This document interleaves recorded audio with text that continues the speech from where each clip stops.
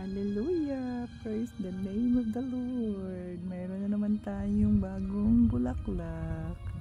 Ayan, si Purplish. Hello, Purplish.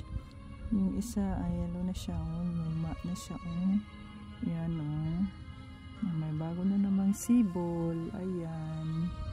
Tsaka ito. Yes, Lord. Thank you, Lord Jesus, for a new day. It's Wednesday morning here in Houston, Texas. Ito ang salita ng ating Panginoong Hesus. Come near to God and He will come near to you. James 4:8.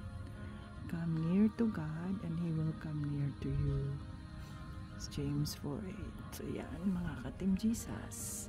So dapat ay huwag nating kalimutan. Tandaan natin na wala tayong magagawa kung wala ang ating Panginoong Jesucristo. Kaya dapat ay lapit tayo sa Kanya. Lumapit tayo sa Kanya. Huwag nating isipin na kaya nating gawin ng mga bagay na wala siya, kasi imposible nating magawa yung mga bagay na wala siya. So sa halip na tayo ay lumayo, dapat ay mas maging malapit pa tayo sa Kanya upang atin siyang makilala at mas mapatatag ang ating pananampalataya kay Panginoong Hesus.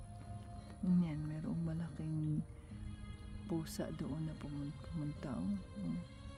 Thank you, Lord Jesus. Beautiful day. Thank you, Father. Hallelujah.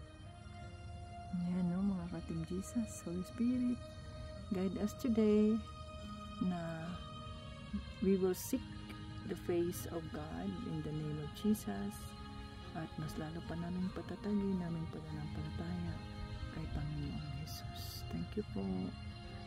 God bless everyone, and Jesus loves us. Bye-bye.